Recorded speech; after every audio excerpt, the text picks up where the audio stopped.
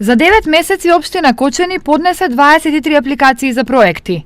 Од нив 8 се одобрени, 7 се во тек на реализација, 14 се во процедура и 1 е одбиен. Преку програмата за прекогранична соработка поднесени се проекти за регулација на дел на кејот на Кочанска река и реконструкција на дел од деветолетката Кирил и Методи. На европски пари Кочани се надева и за реконструкција на мултикултурниот центар и уредување на просторот околу споменикот на Слободата. До Министерството за труд и социјална политика се поднесени апликации за изградба на 2 капитални објекти: нова детска градинка во местноста Драчевик и изградба на дом за стари лица.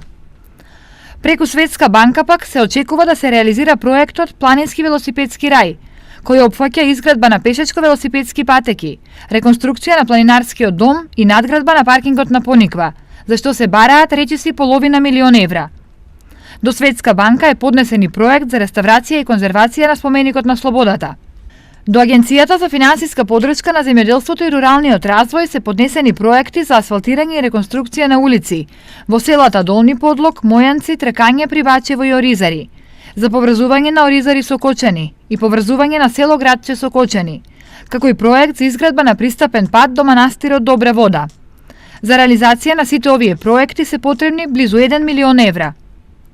Инаку во фаза на реализација се проектите за асфалтирање на локалниот пат од Крушка до Полаки, општинско корисна работа, реконструкција на Центарот за култура Бели Мугри, ран детски развој, како и проектот Мобилен сервис за домашна посета.